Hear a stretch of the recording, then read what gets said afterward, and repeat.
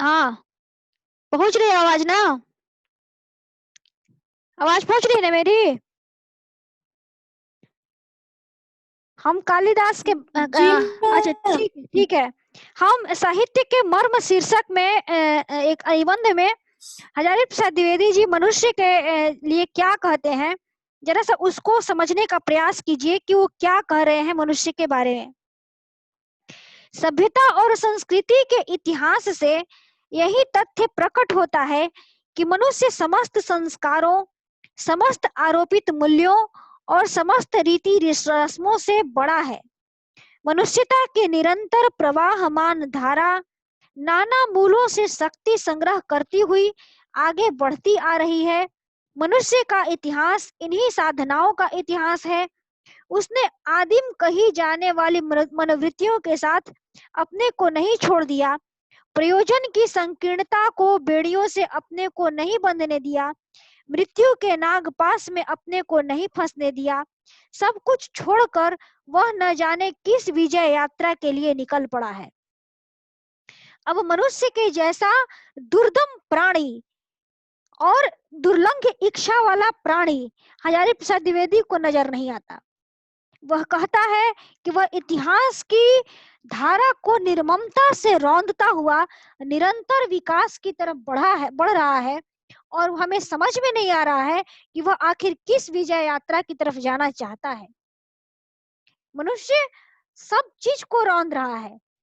वह अथाह अथाह दुखों में भी उसकी इच्छा शक्ति इतनी दुर्दम है कि वह सब चीज को लांघती हुई निरंतर आगे बढ़ती चली जा रही है। लोग कहते थे कि एवरेस्ट लांघना मुश्किल है, मनुष्य वहां पे भी पहुंच गया। चांद पर जाना मुश्किल है, वहां पर भी पहुंच गया। मंगल तक भी पहुंच गया, तारों तक पहुंचने वाला है। आखिर मनुष्य के अंदर इतनी इच्छा शक्ति है कि द्विवेदी जी को नतमस्तक होकर कहना पड़ रहा है इस साहित्य में कि मनुष्य से बड़ा कोई नहीं है और मनुष्य ही साहित्य का लक्ष्य है। इसके दुर्दम जिजीविषा का कोई अंत नहीं है, और यह किस विजय यात्रा की तरफ जाएगा यह भी खुद स्वयं समझ में नहीं आ रहा है। द्विवेदी जी आगे कहते हैं कि इसी मनुष्य सत्य को, मनुष्य की श्रेष्ठता को, चिन्हमुखी मानवता को श्रेष्ठ साहित्य का प्रतिमान मानकर वे सूर, कबीर, कालिदास और रविंद्रनाथ ठाकुर की कृतियों का मूल्यांकन करते हैं।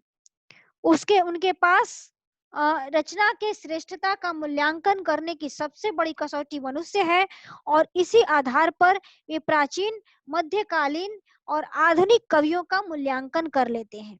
इस तरह से हजारी प्रसाद द्विवेदी मनुष्य को केंद्र में रख करके अपनी समस्त आलोचनात्मक दृष्टि का वर्णन करते हैं।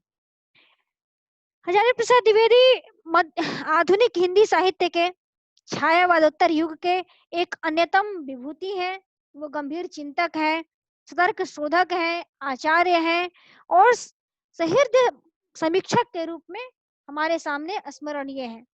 वे एक बहुत बड़े उपन्यासकार थे। बाणभट्ट की आत्मकथा जैसा उपन्यास उपन्यास लिख देना कोई सहज काम नहीं है। उसमें जितनी प्रगाढ़ विद्वता के दर्शन होते हैं वह सहज नहीं है। जिस तरह से संस्कृत शब्दावली का उन्होंने पग पग पे संस्कृत निष्ठ शब्दावलियों का जिस तरह से पग पग पे उन्होंने बौछार लगा दी है, देख करके लगता है कि यह व्यक्ति कितना प्रकांड पंडित रहा होगा। उनके साहित्य का सहज अनुशीलन करना असंभव है। कबीर जैसी उनकी किताब, जिसमें कबीरदास का इतना सटीक वर्णन उन्होंने किया जैसा फिर उसके पहले कोई कर ही नहीं सका। फिर उसके बाद उन्होंने आदि हिंदी साहित्य का आदि काल जैसी कृति दिया, मध्यकालीन बोध का स्वरूप जैसी कृति दिया, सूर साहित्य जैसी कृति दिया, ऐसे ऐसे हिंदी साहित्य की भूमिका जैसी कृति दिया। लगता था कि जैसे कि साहित्य के सारे विधाओं पर उनका जबरदस्त अधिकार है, और लगता है उनको पढ़ने की सरस्वती उनके मुख पर साक्षात विद्यमान है, जैसे जैसे साक्षात सरस्वती ने ही इन सारी रचनाओं की रचना की हो। इस तरह से द्विवेदी जी एक बहुत बड़े प्रगाढ़ अध्येता के रूप में हमारे समक्ष आते हैं, और हमें उनका आभार मानना चाहिए। उन्होंने हिंदी साहित्य को इतना कुछ दिया। आगे चल करके द्विवेदी जी मनुष्य सापेक्ष चिंतन को हम द्विवेदी जी के मनुष्य सापेक्ष चिंतन को आप लोग के सामने कुछ और अधिक विस्तार रूप में रखेंगे कि उनका मनुष्य सापेक्ष जो चिंतन है वह कैसे इनके समस्त आलोचनात्मक दृष्टि पर हावी रहा है। वे कहते हैं कि समूचे चिंतन प्रधान एवं रचना साहित्य के मूल में मनुष्य है, सब चीज के केंद्र में मनुष्य है। यदि सूरदास ने भ्रमर गीत लिखा तो भ्रमर गीत कोई कृष्ण और भगवान का लीला का नहीं है, वह एक साधारण उस हम भ्रमर गीत जब पढ़ते हैं इसमें हम कोई भगवान की लीला का वर्णन नहीं पाते हैं, इसमें हम एक साधारण से बालक की एक ऐसे बालक का वर्णन पाते हैं जो इसकी छवि मनमोहिनी है और जो जो जो एक साधारण नटखटपन से पूरे गांव को मन मोह लेता है और समूचे गांव में एक प्रेम की धारा बहा देता है। तो यह भी एक मनुष्यता का सर्वोत्तम काव्य है भ्रमर गीत सार और सूरसागर। उसको हम भगवान का दृष्टिकोण से न देखें, उसको हम मनुष्यता के सार्वग्राही विजय के रूप में देखें। गोपियां है क्या है, गोपियां कोई दैवी चेतना के रूप में उनको क्यों देखें, वो साधारण ग्वालिने हैं, लेकिन उन्होंने प्रेम के वशीभूत होकर प्रेम की और भक्ति की भावना की इतनी उनके अंदर प्रगाढ़ता थी कि वो आज के युग में भी जो 21वीं सदी का युग है और जिसमें नारी सशक्तिकरण की बात होती है, तो नारी सशक्तिकरण यदि हमें सीखना है तो हम उन गोपियों के माध्यम से सीखें। यह मनुष्यता का काव्य है, सूरसागर मनुष्यता का काव्य है। वह पग पग पे मनुष्यता का पाठ पढ़ा रहा है, एक माता के हृदय की व्यंजना करता है सूरसागर, यशोदा के संपूर्ण मातृत्व की व्यंजना कर रहा है सूरसागर। उसमें कहां से दैवीय और अलौकिक बातें लोगों को दिखाई पड़ जाती हैं यह समझ में नहीं आता, अपितु सूरसागर एक संपूर्ण मानव के जो एक पूर्ण मानवता है उसका उत्कर्ष का काव्य है सूरसागर। और इसीलिए द्विवेदी जी मनुष्य को केंद्र में रखते हैं। गोपियां कहीं से भी दिव्य और अलौकिक नजर नहीं आती, वो तो साधारण ग्वाल बालिने नजर आती हैं, लेकिन उनमें उनके प्रेम और भक्ति की इतनी दृढ़ता है कि वो अपनी दृढ़ता से सबको उद्धव जैसे ज्ञानी को भी घुटने टेकने पर महसूस करती हैं, मजबूर कर देती हैं। तो उसका क्या अर्थ हुआ, इसका अर्थ यही हुआ कि नारी चेतना के दृढ़ीकरण का प्रमाण हमें सूरसागर से ही मिलना प्रारंभ हो जाता है। और सूरसागर इसीलिए कोई अलौकिक चेतना का काव्य नहीं अपितु मानव की संपूर्णता का काव्य है। इसमें मानव की जो निश्चल प्रवृत्तियां हैं वात्सल्य की और प्रेम की, वह अपनी पराकाष्ठा पर गई हैं और इसलिए यह काव्य इतना सजीव बन पड़ा है। यदि वह निश्चलता न होती इतनी यदि प्रेम और वात्सल्य की इतनी निश्चलता न होती तो शायद सूरसागर लिखना संभव नहीं होता, लेकिन सूरसागर में सिर्फ और सिर्फ प्रेम और वात्सल्य के मनोवृत्ति का निश्चल तरीके से वर्णन किया गया है, इसलिए सूरसागर अलौकिक बन पड़ा है। लेकिन वस्तुतः वह मनुष्यता का काव्य ही है। आगे चल करके हम ये कह रहे हैं कि साहित्य के मर्म पर जब द्विवेदी जी विचार कर रहे हैं तो मानव धर्म पर, चाहे वह भारत की सांस्कृतिक समस्या के विषय में से में सोच रहे हो, चाहे मौलिकता के प्रश्न पर सोच रहे हो, चाहे सहज भाषा के क्षेत्र में सोच रहे हो, चाहे विकासवाद को समझा रहे हो या फिर मार्क्सवाद को समझा रहे हो, वो घूम फिर कर मानव मुक्ति की समस्या पर ही आ जाते हैं और मनुष्य की श्रेष्ठता, मनुष्य की एकता और अंततः मनुष्य की मुक्ति पर ही द्विवेदी जी अखंड रूप से विश्वास करते हैं। चाहे डार्विन का विकासवाद हो, चाहे मार्क्सवाद हो, कोई भी हो, सबके केंद्र में मनुष्य ही है, मनुष्य से परे कुछ भी नहीं। साबर ऊपर मानुष सत्य ताबर ऊपर नाई, ये बांग्ला के भी प्रसिद्ध कवि का कथन है कि सबसे ऊपर मनुष्य सत्य है, उसके ऊपर कुछ नहीं, क्योंकि जो कुछ कर रहा है मनुष्य कर रहा है और मनुष्य को ही भगवान ने बुद्धि दी है। अपने सारे सृष्टि के जो उन्होंने रचना की ईश्वर ने, उसमें सर्वश्रेष्ठ मनुष्य को प्रदान किया बुद्धि और आत्मा देकर, मन देकर, सोचने की शक्ति देकर के, और इसलिए मनुष्य श्रेष्ठ है, उनकी रचना का सर्वश्रेष्ठ जीव है। इसीलिए मनुष्य को सर्वश्रेष्ठ द्विवेदी जी ने घोषित किया है अपने साहित्य में भी और उसके माध्यम से संस्कृति और सभ्यता का निरंतर विकास हो रहा है। इसलिए मनुष्य को द्विवेदी जी सर्वश्रेष्ठ मानते हैं। द्विवेदी जी ने समस्त भारतीय दर्शनों का अध्ययन किया था, लेकिन उनका विशेष स्नेह शाक्त दर्शन पर था। शक्ति के दर्शन को वह सर्वश्रेष्ठ मानते थे। महाराज प्रसाद द्विवेदी शक्ति के दर्शन को सर्वश्रेष्ठ मानते थे और कहते हैं कि मेरे मन में आगम शास्त्रों के प्रति बड़ी श्रद्धा है और इन शास्त्रों ने जो मनुष्य को बहुत ही महत्वपूर्ण जीवन दर्शन दिया है उसके प्रति मेरी अपार निष्ठा है, परंतु शाक्त मत के प्रति मेरा विशेष स्नेह है और इसलिए वो क्योंकि कहते हैं कि शाक्त दर्शन जो है वो आधुनिक विज्ञान, सही सही अर्थों में वह आधुनिक विज्ञान के बहुत निकट का दर्शन है शाक्त दर्शन।